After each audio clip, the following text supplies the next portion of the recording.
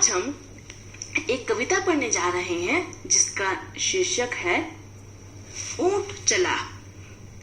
मुझे उम्मीद है कि आप सबने ऊंट देखा होगा या आप ऊंट पे चढ़े हुए होंगे। तो देखते हैं बच्चों कि इस कविता में कवि हमें ऊंट के बारे में क्या बताता है। और आपको अगर ऊंट का चित्र देखना है तो बिल्कुल पृष्ठ के नीचे आपको ऊंट का चित्र दिखाई पड़ रहा है। तो चलिए शुरू करते हैं हम इस कविता को पढ़ने का। ऊंट चला भाई ऊंट चला, हिलता डुलता ऊंट चला, इतना ऊंचा ऊंट चला भाई ऊंट चला। ऊंची गर्दन ऊंची पीठ, पीठ उठाए ऊंट चला।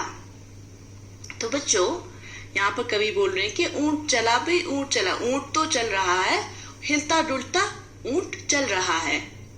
इतना ऊंचा ऊंट चला भाई ऊंट चला। ऊंट बहुत ऊंचा होता है तो बोल रहे हैं कि देखो बच्चों कि कितना ऊंट ऊंचा है और वो चल रहा है।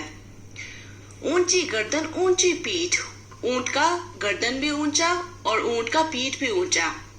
पीठ उठाए ऊंट चला, और वो अपना पीठ उठाए चल रहा है।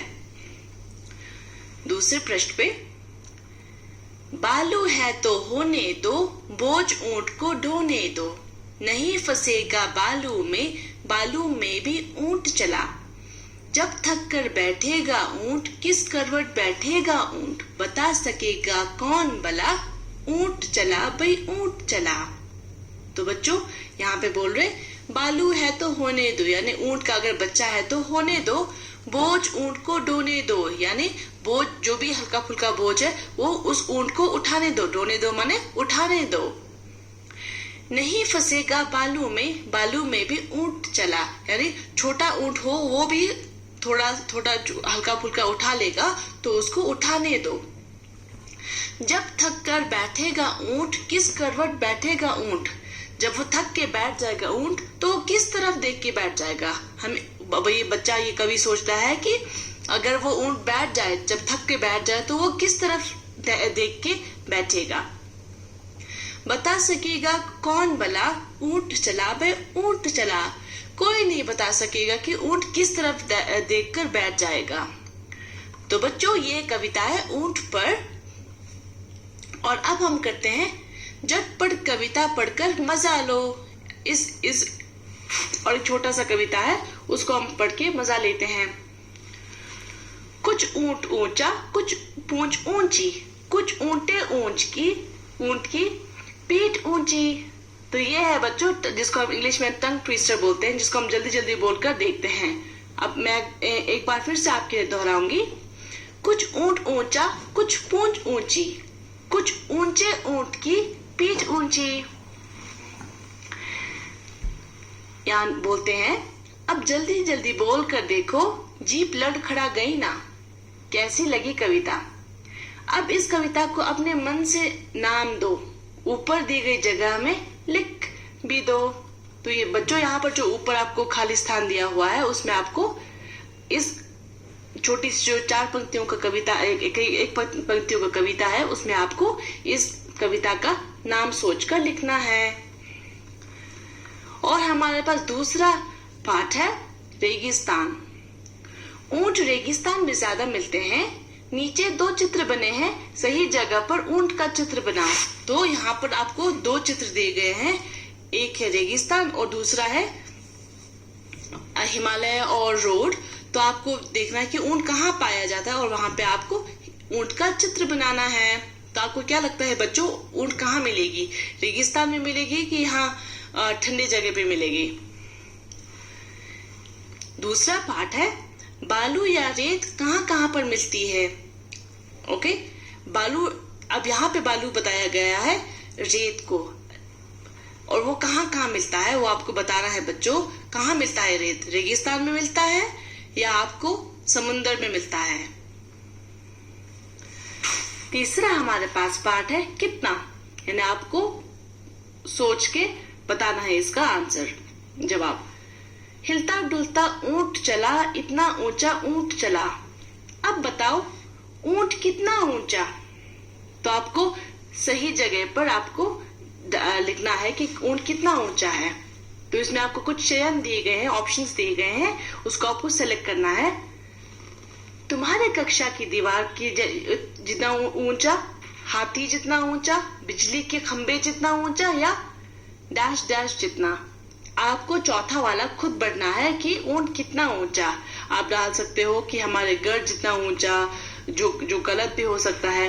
तो आपको सोचना है कि ऊंट कितना ऊंचा, जितना ऊंचा इतना इसके बराबर, इतना ऊंचा आप लिख सकते हो।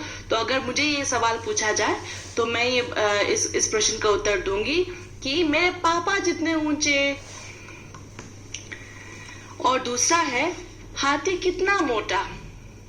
हाथी माने एलिफेंट, कितना मोटा। तुम्हारे माँ के संदूक जितना, संदूक माने बॉक्स, ऊंट जितना, पहाड़ जितना, या डैश जितना। अब आप सोचो बच्चों कि हाथी कितना मोटा, तो उसी को आप सोचकर आपको लिखना है। अगर ये प्रश्न मुझे पूछा जाए तो मैं यहाँ पे लिखूंगी कि हाथी कितना मोटा।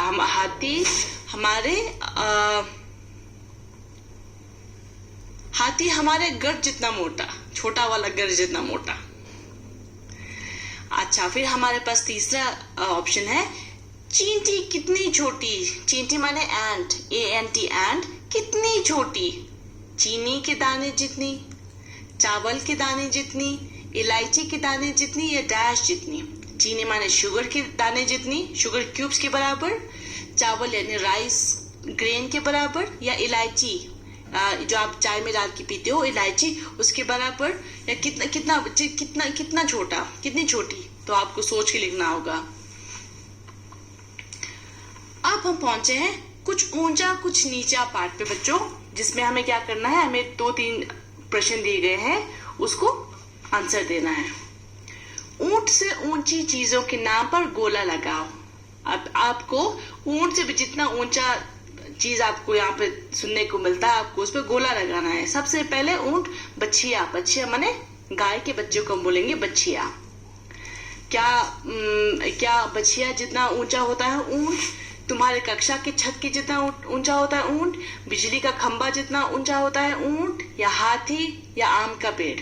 तो आपको जो सही लगे उस पे आपको गोला लगाना है बच्चों। अब इसमें खा पाठ है। ऊंट के नीचे से क्या क्या निकल सकता है? ऊंट के नीचे से यानी ऊंट के नीचे से फिसल सकती है, क्या क्या निकल सकती है, आपको सोचकर लिखना होगा बच्चों, क्या क्या ऊंट के नीचे से निकल सकती है।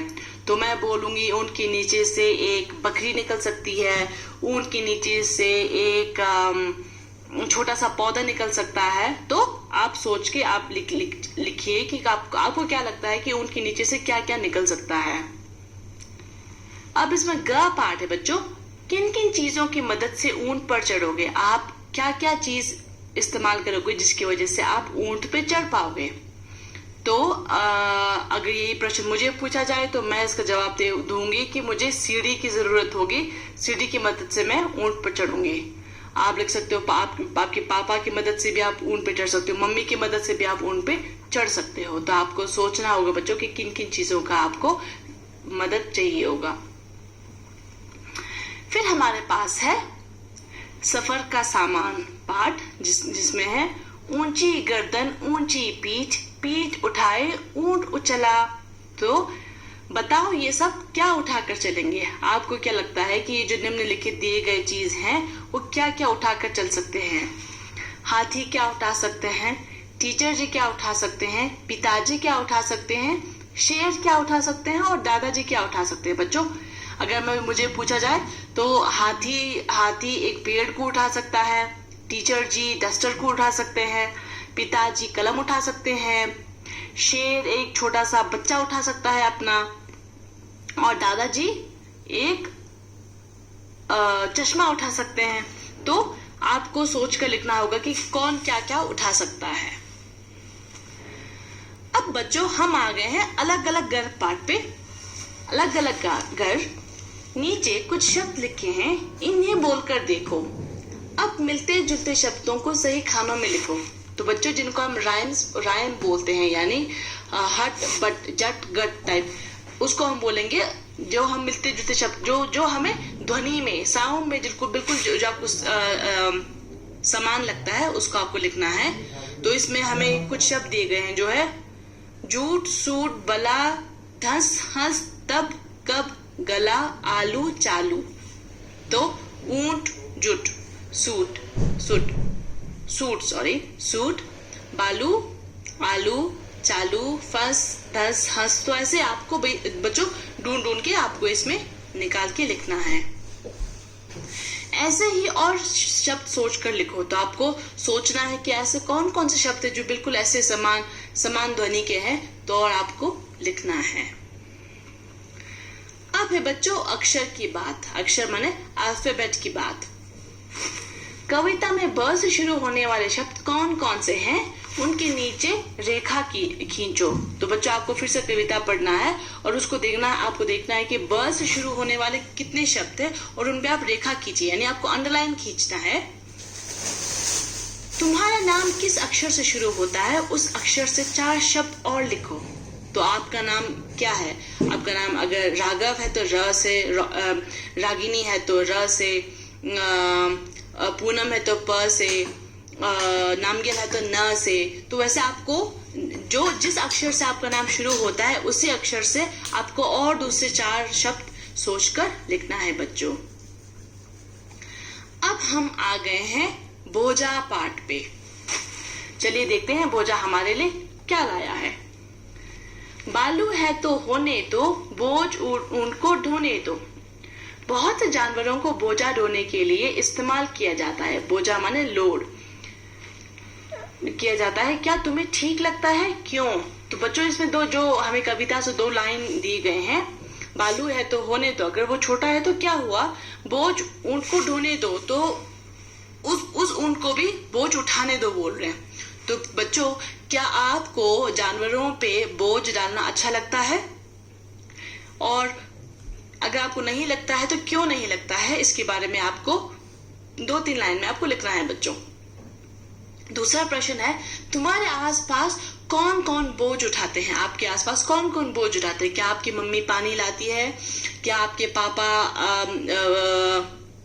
बहुत भारी सामान उठाते हैं? तो वो सब उसे हम बोलेंगे बोझ उठाना। तो आपके आसपास देखो और लिखो कि आपके आसपास कौन कौन बोझ उठाते हैं। अब हमारा पाठ है कविता बढ़ाओ। अब आगे हमें बढ़ना है। अक्की बक्के करे तरक्की, अक्की बक्की करे तरक्की। तो जैसे हमने पहले किया था बच्चों, जो समान ध्वनि वाले शब्द थे वैसे ही आपको सोच के इसी कविता को आगे बढ़ना है कि अक्की बक्की करे तरक्की। इसके आगे आप क्या लिखना चाहोगे? आप लिखना चाहोगे कि ऊंट ऊंची, उसकी पूंछ भी ऊंची। कुछ ऐसे तरह के आपको समान ध्वनि वाले शब्द लिखना है बच्चों। हमारा आखिरी पाठ है कितने ऊंट। इस कविता में कुल कितनी बार ऊंट शब्द आया है बिना देखे बताओ। तो आपको बिना देख के आप अपने तरफ से अपने कल्पना से बताइए कि इसमें कविता में कितने बार ऊंट ऊंट ऊंट बोला गया था। आप उसको इस खाली स्थान में बढ़ेंगे कि इतने बार, 10 बार, 20 बार, 14 बार, 12 बार, कितने बार आपको यहाँ पे लिखना है। और इसमें दूसरा प्रश्न दिया गया है नीचे चित्र में कितने ऊंट छिपे हैं, ध्यान से देखकर बताओ। तो आपको ध्यान से देखकर गिनकर बताना है कि इसमें कितने ऊंट छिपे हुए हैं और अच्छे से बताना है बच्चों। जो ऊंट है, ना कि सिर्फ एक ऊंट का शेप ही नहीं, बल्कि ऊंट कितने हैं आपको वो गिनकर बताना है। तो बच्चों मुझे उम्मीद है कि आपको इस पाठ में ऊंट और ऊंट के आसपास बनी कविता आपको पढ़ने या इसके साथ जो अभ्यास आपको दिए गए हैं, अभ्यास पक्ष, वो आपको अच्छा लगा होगा। मुझे उम्मीद है कि दूसरे पार्ट में भी हम साथ पढ़ेंगे। शुक्रिया।